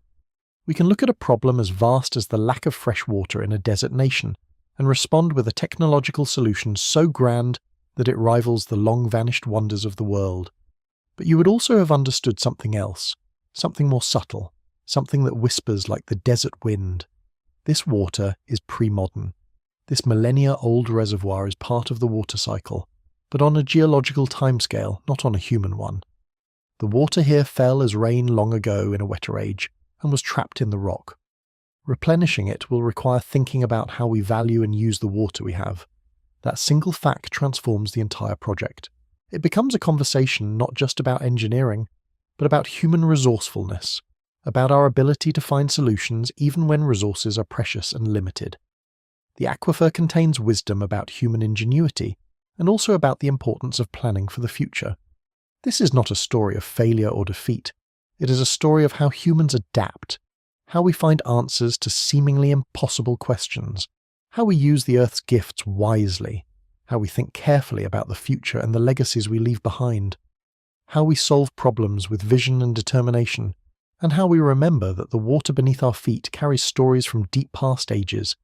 The Sahara's story as a place of water and life does not belong only to geology and dinosaurs and fossil aquifers. Because for thousands of years, stretching from antiquity through the medieval period and beyond, the Sahara was also a highway, an artery of commerce that connected the Mediterranean world in the north to the gold-rich kingdoms of West Africa in the south.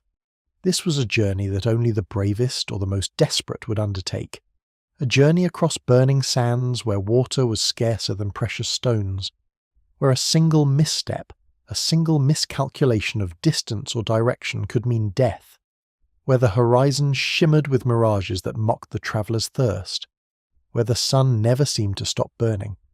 The nights were cold and exposed and full of dangers both real and pictured, but the journey was also a pathway for human connection, a way for cultures separated by thousands of miles to exchange ideas and goods and stories.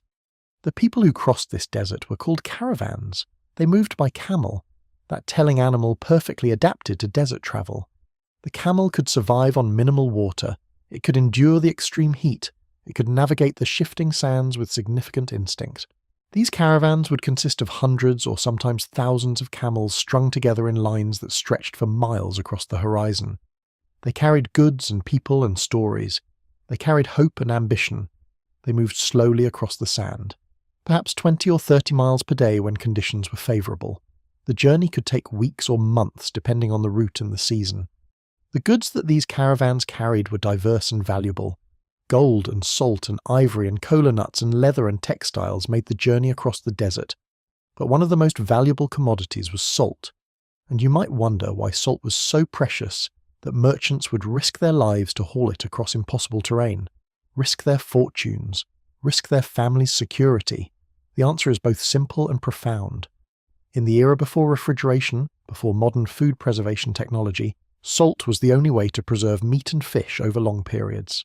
It was the only reliable method of preventing food from spoiling in the hot months, in seasons when fresh game was scarce, or when catches of fish had to be stored for winter survival.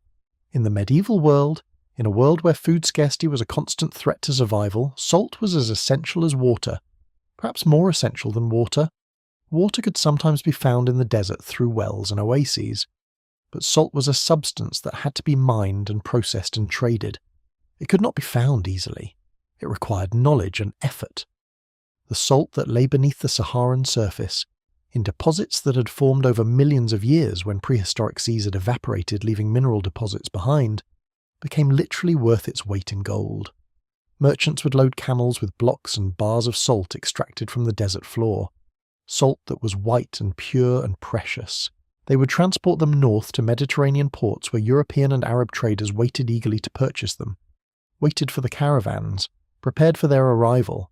They would carry salt south to the kingdoms of West Africa, where gold was abundant and salt was scarce. In return for their salt, merchants would receive gold, real gold, gold dust and gold bars and gold jewellery that represented real wealth. The value of salt became so great that entire empires would rise and fall based on their ability to control the salt trade, based on their command of the trade routes across the desert. Fortunes were made in salt and gold. Cities were built on the profits of trade. The Sahara itself became the foundation for wealth and power and influence. Consider this scene with all your senses. A caravan stretching across the desert under stars so numerous and so bright that they cast faint shadows on the sand. Thousands upon thousands of stars creating a dome of light above the endless expanse, the Milky Way visible in its full glory, the camels moving steadily forward through the night, their feet adapted to the sand, barely sinking into the hardpan, their drivers wrapped in indigo cloth that protected them from the sun and sand, their faces wrapped as well so that only their eyes were visible, eyes that watched the horizon constantly, looking for signs of danger or opportunity, looking for oases where water might be found, listening for sounds that meant predators or other caravans. Ahead lies Timbuktu, a city that seems impossible in the middle of the desert, built from mud and gold, constructed from adobe and stone, with mosques and markets and houses arranged in careful streets, a city that became legendary across the Islamic world and eventually across Europe as a place of staggering wealth and learning, a centre of scholarship and commerce. The wealth of Timbuktu flowed directly from these caravans, from the trans-Saharan trade routes that connected it to the Mediterranean world. These routes meant power, these routes meant prosperity. The Mali Empire that ruled the region became one of the wealthiest and most powerful civilizations on Earth during the medieval period. Its influence stretched across continents, and the most famous figure associated with this wealth was Mansa Musa, the emperor of the Mali Empire. Mansa Musa is often called the richest human who ever lived, and when we say rich, we do not mean merely wealthy, we mean fabulously, extraordinarily rich.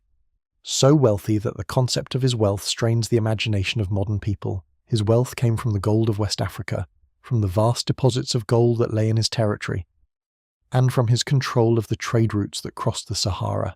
His power was so legendary that when he made a pilgrimage to Mecca in 1324, a journey that was a religious obligation for all Muslims who were able to undertake it, the journey itself became a legend, a story that was told and retold for centuries across many lands, because he brought with him such enormous quantities of gold that he distributed it so freely as gifts along his route that he affected economic value in the regions he passed through. His spending was so generous, his gifts so vast and constant. People in Cairo and Medina and Mecca still spoke of his journey generations later, centuries later. They marvelled at the scale of his wealth. They told stories about his caravans and his processions. They described how many attendants travelled with him, how much gold was carried across the desert. Historians recorded his passing. Artists created images of his processions, and when you picture Mansa Musa crossing the Sahara with his retinue, you must picture him not as a lonely figure struggling against the desert, but as a powerful ruler crossing a landscape that his wealth and influence had shaped. A figure of such prominence that entire cities prepared for his arrival, that merchants came from far away hoping for opportunity, that markets shifted to accommodate his needs, that his very presence altered the political and economic landscape of the medieval Islamic world. The Sahara that Mansa Musa crossed was not a wasteland. It was a living, vital highway, a place of commerce and connection, a place where water still flowed at oases, where cities thrived, where cultures met and exchanged goods and ideas, a place where prosperity was possible, a place filled with human activity. And it was precisely this Sahara, this living Sahara of water and trade and human ambition that began to change over centuries, that began to dry, that slowly transformed from a place of possibility into something far more austere. This is the story that has always been told about the Sahara. A simple story. Water left. The desert came. Life retreated. Civilizations adapted or fell. But the real story is more layered, more complex, more beautiful, more connected to where we are now than most people realize. Because the Sahara's past of water is not just geology. It is not just fossils and aquifers and primordial layers of rock. It is connected to how life survives today. It is connected to the Amazon rainforest thousands of miles away. It is connected to the people of Libya and Egypt and the entire Mediterranean region. It is connected to the merchants and emperors who crossed it, and to modern engineers who found ways to bring water from the depths of the earth. Everything that happened in the Sahara, every transformation, every climate shift, every change in water patterns echoes forward through time and across continents. The dust that rises from the Baudelaire Depression today carries nutrients from lakes that dried up thousands of years ago. That dust travels on the wind across vast oceans. That dust feeds the Amazon rainforest. The water beneath the Sahara today carries the memory of rainfall from epochs when monsoons still came regularly. That water has sustained human civilization through ages, and it will continue to sustain it if we choose to use it wisely and think about the future and about the world we leave for those who come after us. And perhaps the biggest secret the Sahara holds is not about its past at all. It is about what is happening to it right now. It is about the transformations still unfolding across the landscape and where it is headed next into the future. Picture the trans-Saharan trade routes in their prime. A merchant caravan stretching for miles across the sand, surrounded by thousands of attendants and soldiers, laden not just with goods, but with treasures and gifts, with food and water and luxuries. Imagine the sight of this moving city from above, a river of humanity winding through the dunes, flags and banners catching the light, the glint of metal and jewels visible for miles. The merchants came not as grim survivors pushing across treacherous terrain, but as the centre of an enormous mobile city. They travelled with camels laden with goods to trade and treasures and gifts, with exotic spices and precious metals and silks from distant lands. The caravan stretched for miles, perhaps thousands of people moving together as one body across the desert. The Sahara becomes a stage where human ambition puts on display its power. This transformation from a barrier into a highway, from a place that separated worlds into a pathway that connected them, changed everything. The desert was not simply empty space, it was inhabited, mapped, travelled, known. Those routes became as vital to the medieval world as ocean trade would later become, connecting cultures that might otherwise have remained forever isolated. Cities grew at the oases where these routes passed through. Wealth accumulated around those oases. Ideas flowed from south to north and north to south. Religions travelled. The Sahara was never just a place of death and emptiness.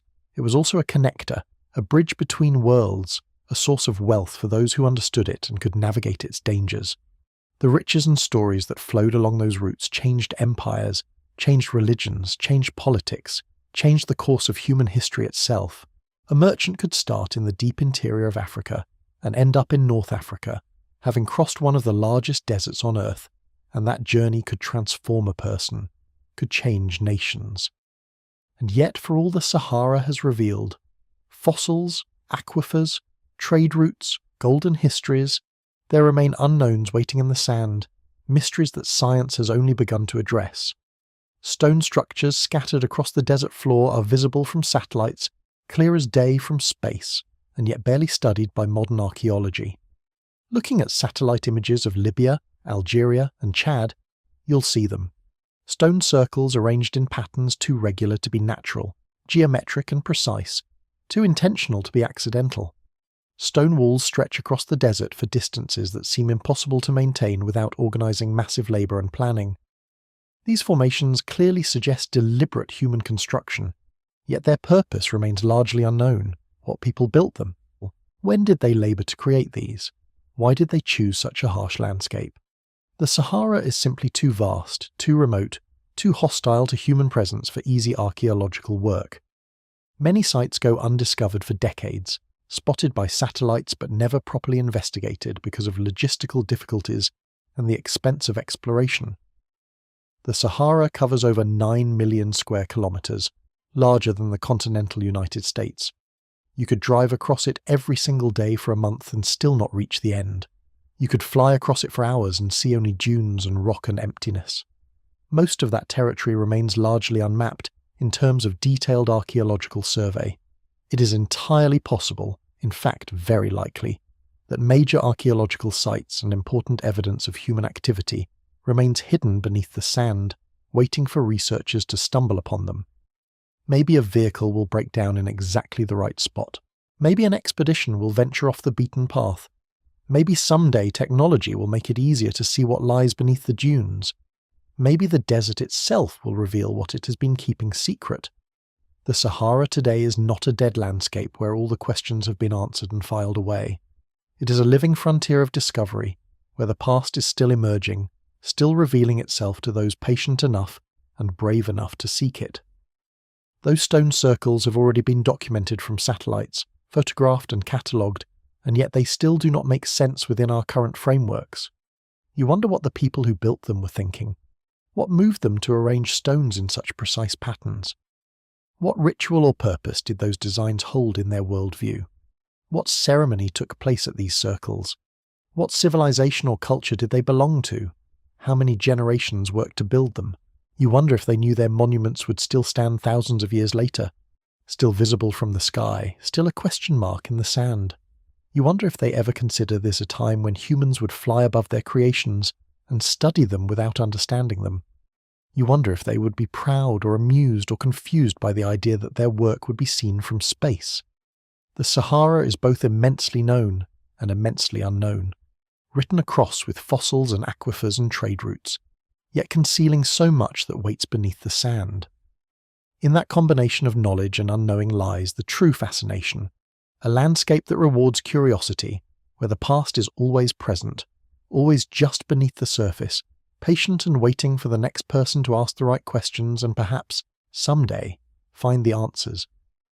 Now comes the deeper question that haunts every scientist studying the Sahara.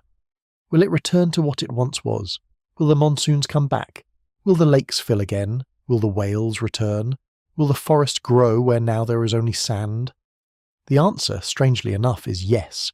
It is written in the mathematics of the heavens. It is written in the orbital mechanics of planets. It is written in the very way our solar system moves through space. It is as certain as the movement of the stars themselves. Earth's climate does not change randomly or chaotically. It follows patterns as predictable as the movement of planets, patterns guided by subtle shifts in our world's tilt and orbit. These cycles last tens of thousands of years and control the amount of sunlight reaching different parts of our planet.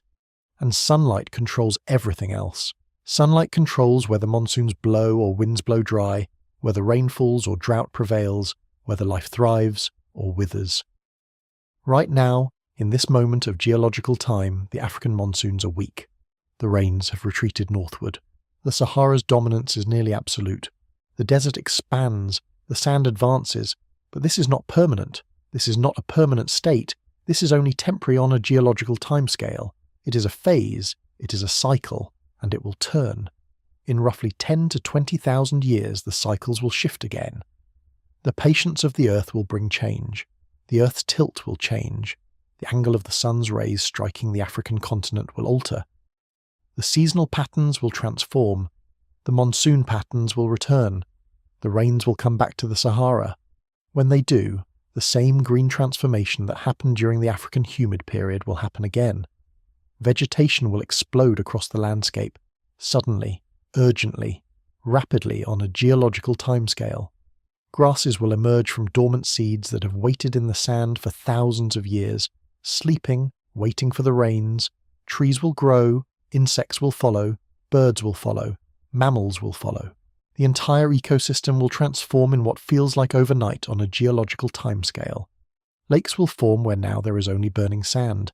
Rivers will flow again through valleys that have been dry since the time of whales. The Sahara will become green again. The cycle will turn. During the past 5 million years, the Sahara has cycled between green and desert conditions at least 20 times. 20 distinct cycles. 20 times it has become a savanna teeming with life. Grasslands and acacia trees and herds of elephants and giraffes and lions hunting across plains. 20 times it has become a barren wasteland of sand and heat and impossible conditions, and it will do so again. The pattern is certain. The cycle is guaranteed. The only question is when it will happen, not whether it will happen. But here is something to understand. The Sahara has cycled like this before, and it will cycle like this again. This is not a story of crisis. This is not a story of doom. This is a story of patience. This is a story that has repeated itself countless times across millions of years, the entire history of Africa. Nature moves slowly, but it moves surely. Life finds a way. The desert becomes green, and the green becomes desert, and this cycle will continue long after we are gone, long after human civilization has ended, long after our cities have turned to dust. It is the rhythm of the world itself, the breathing of the planet, the heartbeat of continents. We are just visitors here, brief witnesses to something far greater and far older than ourselves, something that will continue cycling long after we disappear. And think about all of this as you lie in the darkness. Think about the fact that nothing on this planet is permanent. Mountains rise and erode, oceans come and go, deserts appear and vanish. The Sahara itself will not always be a desert. It has been an ocean. It has been a forest. It has been a grassland. It will be all of these things again, cycling through time in patterns so vast that human lives are like single breaths in the life of the earth. We build our cities thinking they will last forever. We grow our crops thinking the land will always be fertile. We extract water from aquifers thinking they will never run dry. But the earth operates on a different timescale. To the earth, 1,000 years is like a day. 1,000,000 years is like a week. The Sahara has all the time in the world to be whatever it needs to be. Now, before we let the desert carry us to sleep, there is one more thing you need to know. Beneath other deserts across the globe lie similar stories, each one as profound as the Sahara's story.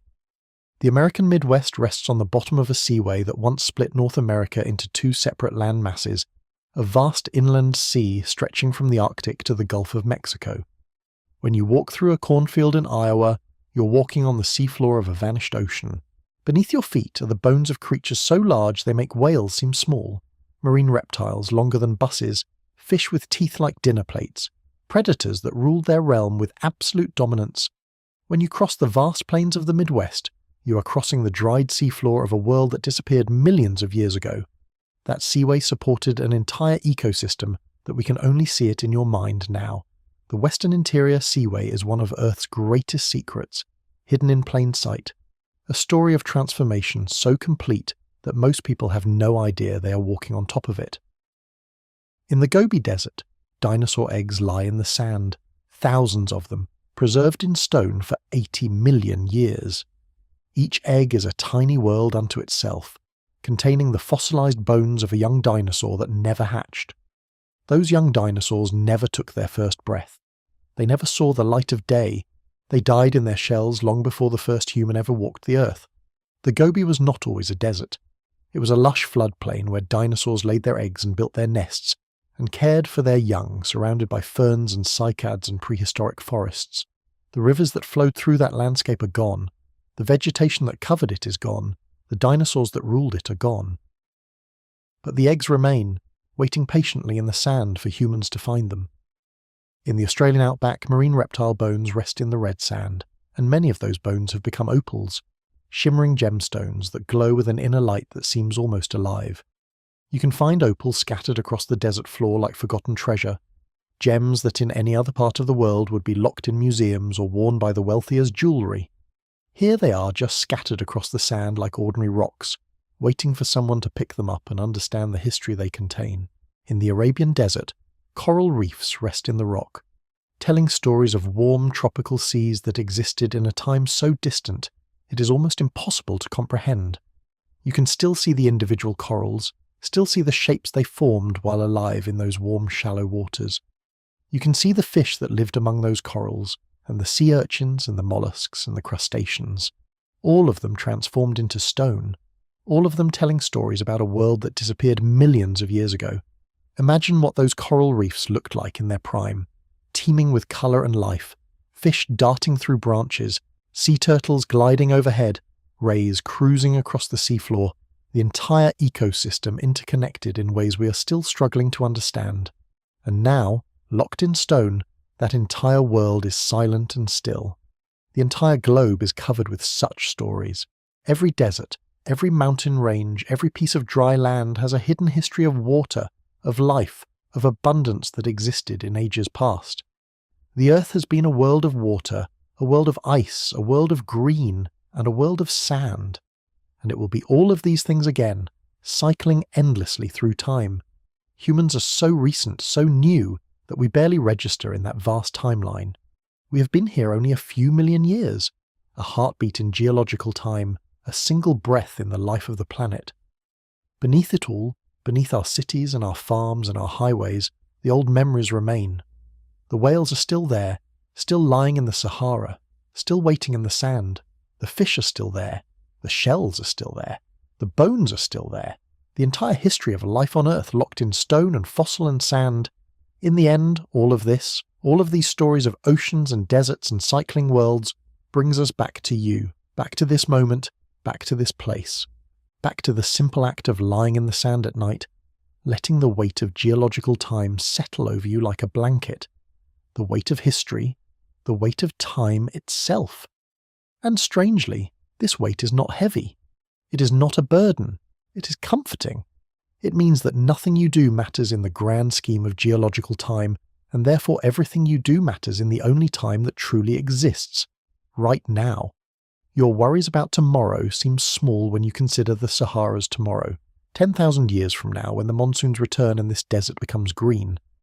Your anxieties dissolve like water into sand when you lie here and think about how patient the Earth is, how it cycles through conditions and eras and epochs, never hurrying, never panicking, simply existing and changing and transforming. The Earth does not worry, the Sahara does not worry, the stars do not worry, and you, resting here on the bones of whales, need not worry either. Let go. Let the great cycles of time carry you. Let the patient pulse of the planet slow your breathing, slow your heartbeat, slow your thoughts until they drift like grains of sand in the wind. Now return to where we started. Return to you, lying in the Sahara sand at night. You are lying on your back, looking up at stars so clear they seem close enough to touch. The sky above is the clearest on Earth. There is no light pollution out here, no cities, no industrial glow, just stars, burning for billions of years, their light reaching you across distances so vast that numbers cease to have meaning. Each star is early, older than the rocks beneath you. Some of the light you see left those stars before the whales ever swam in the Sahara Ocean. Some of it left before the first dinosaurs walked the Earth. Some of it left before life existed at all on this planet. You are looking back through time itself. Beneath you lies sand. That sand is not empty. That sand is not dead. It is history made solid. It is time compressed into grain after grain after grain, layer beneath layer of transformation, of life, of death, of endings and beginnings and endings again. Just a few feet down are whale bones, whale ribs that once held lungs that breathed air, whale vertebrae that made the spine that let those creatures dive deep and climb high, whale teeth that tore through prey in the warm waters, entire skeletons still arranged as they were when they fell to the bottom of that warm sea millions of years ago. Those whales lived entire lifetimes. They were born into the water, grew large and strong, hunted fish and squid, mated with other whales, raised their young, and eventually died. They lived lives as full and real as any life that has ever existed. They never knew their bones would rest in a desert. They never envisioned that humans would someday find them in the sand. They never dreamed that their grave would be preserved so perfectly that we could read their story millions of years later, that we could see their bones and know how large they were, what they ate, how they lived. Beneath those bones are shells, countless shells, the shells of creatures that once crawled across the seafloor, feeding on algae and plankton and the organic matter raining down from the world above like snow. Small creatures doing small things, but all of it mattered in the ecosystem in which they lived. All of it was important. These creatures lived their small lives doing what small creatures do, eating and reproducing and dying, never knowing they would become fossils, never knowing humans would one day study them and marvel at their forms. Each shell tells a story of a creature that was born in that ocean and died in that ocean, and now rests here in this desert. Beneath those shells are fish teeth, thousands and thousands of them, shed by sharks and rays and bony fish as they hunted and fed in the warm waters. Sharks shed thousands of teeth in their lifetimes as they hunt, and each tooth that falls to the ocean floor becomes part of the record, part of the history. Each tooth is evidence that a predator lived and hunted and survived in this water. Each tooth is a fossil. Each tooth is a story. All of it is underneath you right now. All of it is part of the sand beneath your body. Every grain of sand was once something else. Every grain was part of the rock that formed the ocean floor. Every grain carried minerals through water, through stone, through the bodies of creatures that lived and died before humans ever existed to name them. When you lie here, you're not lying on a barren desert. You're lying on a graveyard of distant life, on a monument to everything that once existed here. The Sahara sky looks down on all of this history. The stars look down on this landscape of memory. And you are lying here in the middle of it all, your body resting on ages of history, your eyes looking up at light that has travelled across the universe to reach you tonight. Light that has been travelling through space for billions of years. light that will continue its journey long after you're gone. Time has no meaning at this moment. Past and present collapse into a single now. You are lying in an ocean and a desert at the same time. You're lying on the grave of whales and in the soil that will one day grow forests and rivers and cities again. This place has been everything. It will be everything again, and for this moment right now, it is your resting place. The wind moves.